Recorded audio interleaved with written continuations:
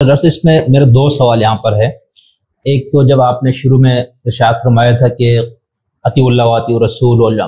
واولی الامر منکم والی آیت بھی آپ نے پیش کی کہ رسول ہے جس کو اطاعت کا ایک کی حیثیت حاصل ہے کہ ان کی اطاعت۔ تو اس گفتگو سے تاثر ایسا مل رہا تھا جس سے پھر جو اہل تشیع کا تصور امام ہے وہ پھر کیا ان کا مقام اور مرتبہ یا ان کی حیثیت علماء ابرار ٹائپ سے رہ جاتی ہے جو ہمارے ہاں ابو حنیفہ امام مالک وغیرہ کی، یا وہ جو شیعوں کا مخصوص تصور ہے تو اس میں تو مستقل فی الذات ان کی اطاعت نہیں ہے، مستقل بالذات ان ائمہ کی؟ بالکل ایسے ہی ہے جیسا آپ سمجھ رہے ہیں۔ دیکھیں بنیاد یہ ہے کہ امام کو کون مقرر کرتا ہے؟ رسول تشیع کے نظریے کے مطابق رسول خدا کے حکم سے رسول کرتا ہے نا، تو وہی اطاعت ہوگی رسول کی۔ اچھا، کیا امام کے لیے یہ گنجائش ہے کہ وہ اللہ اور رسول کے احکام سے ڈیویٹ ہو؟ نہیں۔ ائمہ نے کی جو صحیح حدیث کو آپ اٹھا کے دیکھیں، انہوں نے ہر جگہ رسول اللہ صلی اللہ علیہ وسلم کو یا قرآن کو کوٹ کیا یا ان کی کسی حدیث کی آپ تشریح فرمائی ہے، ٹھیک ہے؟ تو امام کی عصمت بھی یہی ہے کہ وہ قرآن اور حدیث کا جو زیادہ ہے اس سے ایک لمحے کے لیے بھی نہیں ہٹتے۔ یہی ان کی معصومیت ہے، صحیح، یہ ان کی عصمت ہے، اور اسی لیے یہ وہ واجب الاتباع ہیں کہ وہی صحیح قرآن کی تشریح، صحیح سیرت کی تشریح، صحیح احادیث اور صحیح احادیث کی تشریح کرنے والے ہیں۔ تو وہ تو گویا کہ بطور عقیدہ ماتحت ہیں اللہ اور اس کے رسول کے، صحیح، ٹھیک ہے؟ اب رہا علماء ابرار کا، تو ابرار کے معنی تو نیک لوگ ان کے ہیں جی۔ تو نیک لوگ کون ہوتے ہیں؟ جن کو قرآن میں کہا گیا جو اللہ اور اس کے رسول کے احکام کے اوپر عمل کرتے ہیں، تو علماء ابرار۔ اچھا، ایک آدمی نیک ہو لیکن عالم نہ ہو تو وہ کوئی فائدہ نہیں اس کا، کیونکہ علم تو وہاں سے لینا ہے، اور عالم ہو لیکن بار نہ ہو، ابرار میں سے نہ ہو، تو بھی ہم اس سے علم نہیں لے سکتے۔ جیسا امام علیہ السلام کی، امام زمانہ علیہ السلام کی آخری توقیم ہے، سائنن لنفس، اپنے نفس کی حفاظت کرنے والا ہو، تو وہ ہمارے سارے ائمہ علیہم اسی درجے پہ تھے۔ ڈاکٹر صاحب، جو آپ نے یہ تصور دیا تو کیا آپ یہ کہتے ہیں کہ یہ اہل تشیع کے تمام علماء متفقہ یہی بات ہے یا اس میں اختلاف بھی ہے ائمہ کے اختیارات کے حوالے سے؟ دیکھیں، جہاں تک اختیارات کے حوالے سے اس کا تعلق ہے، اختلاف کا تعلق ہے، تو اختلاف تو دور میں رہا۔ مسئلہ یہ ہے کہ ہم اگر اصولی طور پہ یہ بات مانتے ہیں کہ اللہ، اس کا رسول، ٹھیک ہے، اور رسول کی اطاعت کاملہ، اور امام کا مرتبہ یہ ہے کہ وہ دین کو، جیسا کہ حدیث میں آتا ہے اور خود امام حسین علیہ السلام نے بھی ایک مقام پہ فرمایا ہے کہ امام کا مرتبہ یہ ہے کہ وہ غالین اور اپنے فکر سے مسائل کو یوں نکالنے والے اور اس میں مین میخ نکال کے اور پھر اس کو کرنے والے، ان تحریفات سے دین کو پاک رکھے۔ صحیح، بالکل۔ تو پہلے درجے میں ائمہ علیہ السلام بنیادی طور پہ قرآن اور حدیث کے محافظ، کہ اصل قرآن اور حدیث یہ ہے، کیونکہ آپ کو پتہ ہے وضع حدیث میں لاکھوں حدیث آ گئی، بالکل، ٹھیک ہے، اور قرآن مجید کی تفسیر میں بہت ایسی باتیں کہہ دی گئی کہ جو شریعت کا مقصود نہیں تھی، یہ مقصود الہی نہیں تھے۔ تو ان دونوں کا تحفظ کرنے والا ہے، اسی لیے مسلک امامیہ میں ہم لوگ یہ مانتے ہیں کہ امام علیہ السلام اگر کسی بات کو فرما رہے ہیں تو وہ لازماً سبسٹینشیٹڈ ہے قرآن مجید سے اور قول رسول۔ کہیں وہ بنیادی طور کے اوپر خود رسول اللہ صلی اللہ علیہ وسلم کا نام لے کے کہ رسول اللہ یا قال رسول اللہ صلی اللہ علیہ وسلم یہ کہہ کے بات کو بتا رہے ہوں گے، اور کہیں وہ بغیر نام لیے بتا رہے ہوں گے، تو وہ ان کا قول نہیں ہوتا، وہ ان کا قول نہیں ہوتا، وہ حدیث رسول ہی ہوتی ہے اگر وہ صحت کے درجے میں ثابت ہو جائے۔ تو امام پھر بسا اوقات رسول کا نام لے کے اور بسا اوقات وہی پیغمبر کی بات کو بغیر نام لے کیوں بیان کرتے؟ اس میں کیا حکمت ہے؟ کبھی ایسے کیوں بیان کرتے، کبھی ویسے کیوں بیان کرتے، بالکل ٹھیک ہے۔ دیکھیے ہم آپ سے یہ بات عرض کریں کہ علماء کا ہمیشہ سے اور اہل بیت کا بھی ہمیشہ سے یہ رویہ رہا کہ رسول اللہ کی طرف قرآن مجید تو لکھا ہوا موجود ہے، جی ہم نے کوئی بات کہی ہے وہ قرآن میں نہیں ہے تو آپ 2 منٹ میں نکال کے کہہ دیں گے بھئی یہ قرآن مجید میں نہیں ہے، ٹھیک ہے، کہ رسول اللہ صلی اللہ علیہ وآلہ وسلم کے جو الفاظ ہیں یعنی روایت بالمعنی نہ ہو بلکہ روایت بالالفاظ، جو الفاظ حضور نے وہ کیے، بالکل۔ اس لیے یہ ہے کہ جب وہ یہ کہتے ہیں کہ قال رسول اللہ صلی اللہ علیہ وآلہ وسلم، تو وہ تو ڈائریکٹ نقل حدیث بہی معنی ہوتا ہے کہ الفاظ کو نقل کر رہے ہیں، ٹھیک، اور کبھی وہ اپنے مخاطب کو مد نظر رکھتے ہوئے روایت بالمعنی کرتے ہوئے جو معنی ہیں وہ ابلاغ کر دیتے ہیں،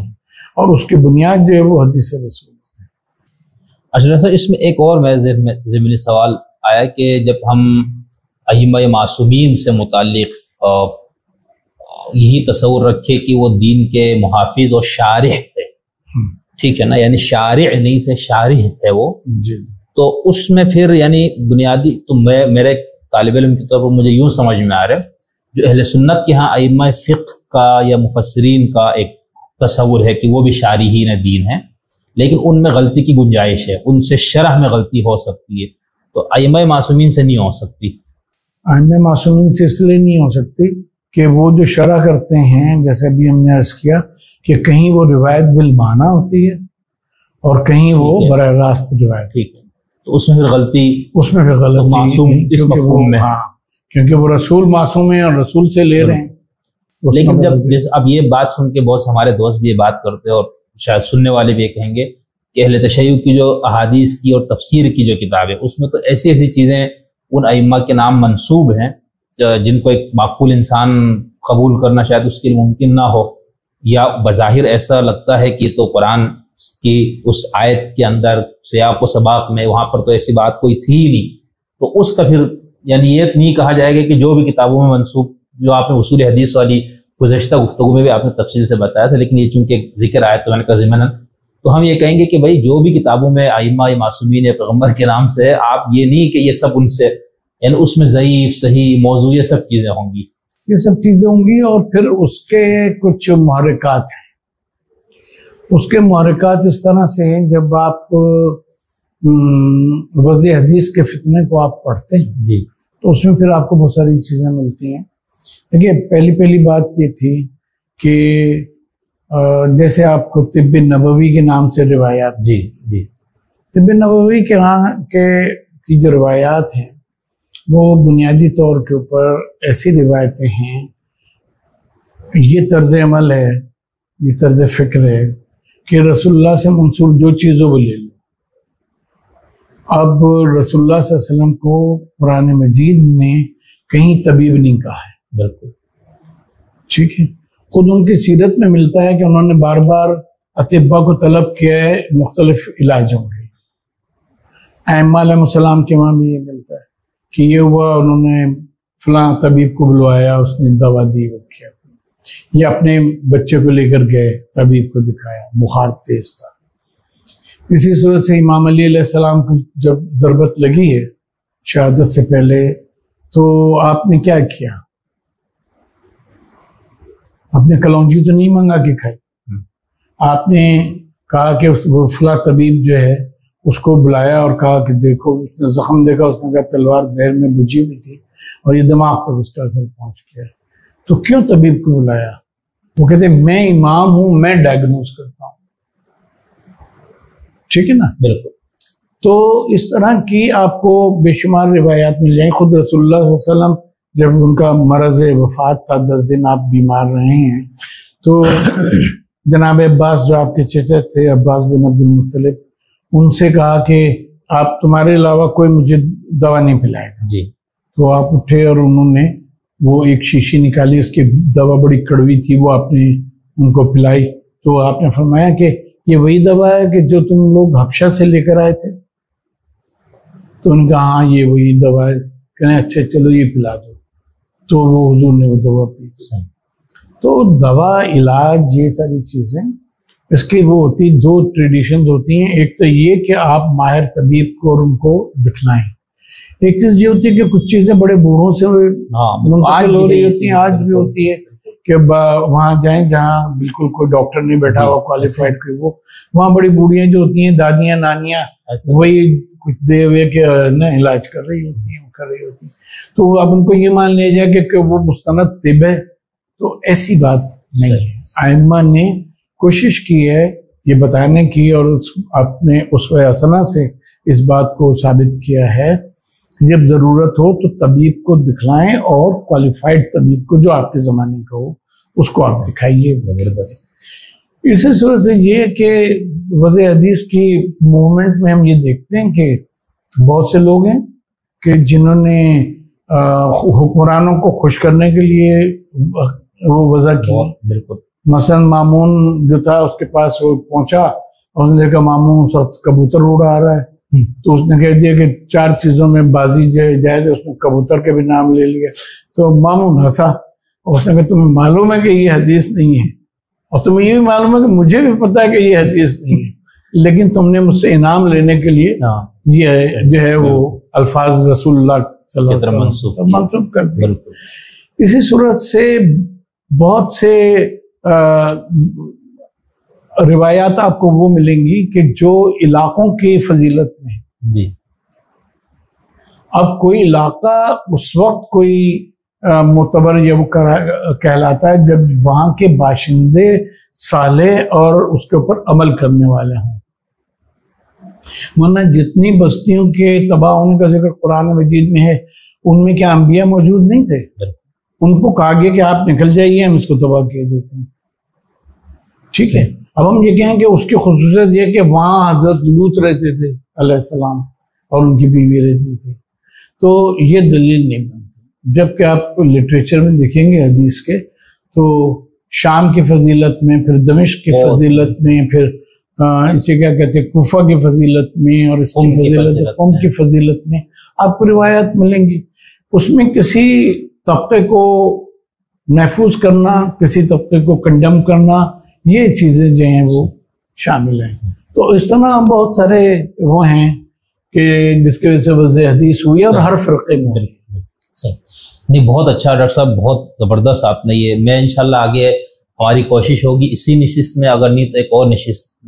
میری تو خواہش ہے کہ 8-10 نشستیں اور کروں جس میں بہت سے اصولی مباحث پر ڈاکٹر صاحب سے ہم مستفید ہوں۔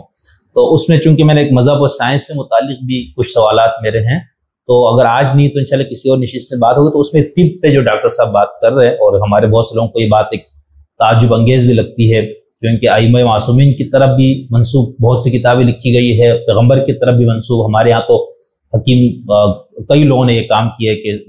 طب نبوی اور جدید سائنس، طب نبوی کے اوپر ہزاروں کتابیں ہمارے ہاں لکھی گئی ہے، اور کچھ مصنفین کو تو باقاعدہ ایوارڈز بھی ملے ہیں یہاں پر، صدارتی اور فلانا۔ تو یہ چونکہ سائنس سے ہی متعلق ہے، میڈیکل بھی ایک اس کا شعبہ ہے، تو اس لیے وہاں پر انشاءاللہ تفصیل سے کچھ اصولی باتوں پر ہم وہاں پر بات کریں گے۔